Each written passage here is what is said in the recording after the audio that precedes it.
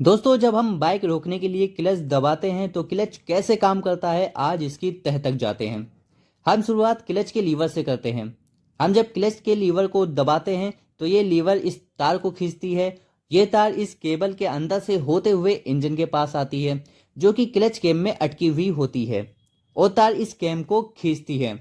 और फिर ये केम जो क्लच कवर के अंदर लगी हुई है, ये घूमती है। इस केम के आखिरी हिस्से में कट लगा हुआ है और इस कट में एक लोहे की मोटी पिन फिट होती है।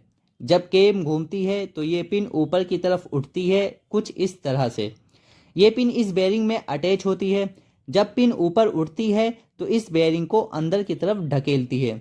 बेयरिंग से ये प्लेट जुड़ी हुई होती है और इस प्लेट से स्प्रिंग और इस स्प्रिंग से दो हाउजिंग, एक का नाम क्लच सेंटर और दूसरे का नाम क्लच हब है। और इन दोनों के बीच में 4 क्लच प्लेट और 3 प्रेशर प्लेट लगी हुई होती है।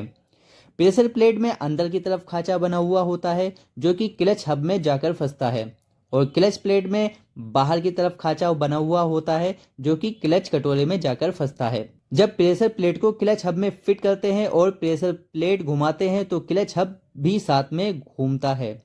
और जब क्लच प्लेट को क्लच हब में फिट करते हैं और क्लच प्लेट घुमाते हैं तो क्लच हब नहीं घूमता।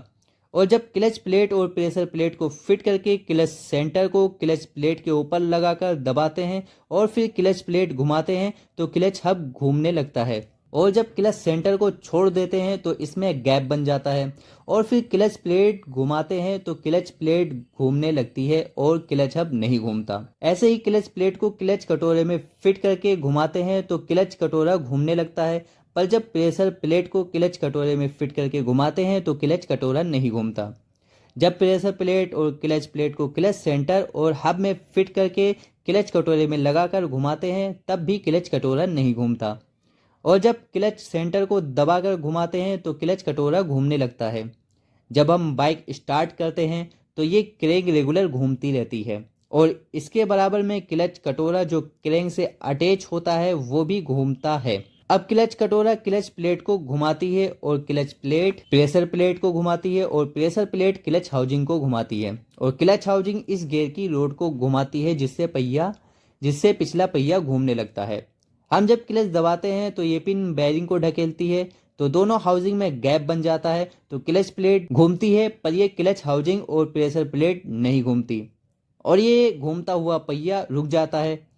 और जब हम क्लच छोड़ते हैं तो ये 4 लगी हुई स्प्रिंग क्लच हाउसिंग से अंदर लगे क्लच प्लेट और प्रेशर प्लेट को दबा देती है, जिससे क्लच हाउसिंग घूमने लगता है और बाइक चलने लगती है। तो दोस्तों, अगर ये वीडियो आपके समझ में आई हो तो यार इतनी मेहनत पे एक लाइक और एक सब्सक्राइब बनता ही है। फिर मिलते हैं ऐसी और एक वीडियो के साथ, जब तक के लिए बाय बाय, टेक केयर।